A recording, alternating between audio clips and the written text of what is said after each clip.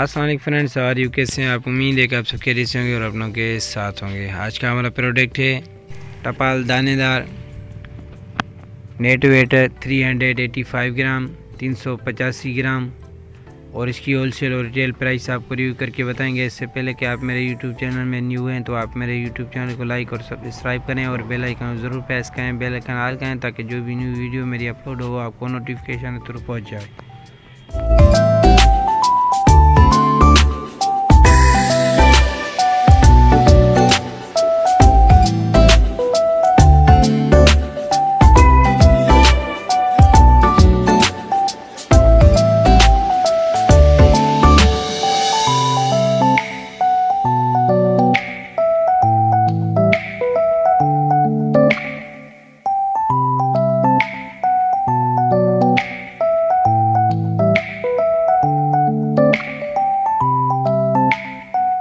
टपाल दानेदार 385 ग्राम net wait, 385 ग्राम इसका नेट वेट है और इसकी होलसेल प्राइस 470 रुपीज़ है, 470 रुपये।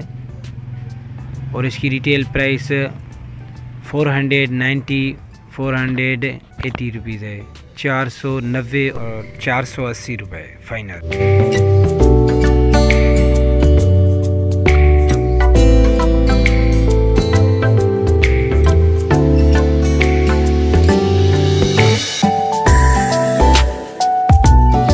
असां वटि दानेदार 385 ग्राम है, जिनजो वज़न है 385 ग्राम। हिन जी रेज़ की जेका प्राइस है, क़ीमत है, उहा है 490 रुपये।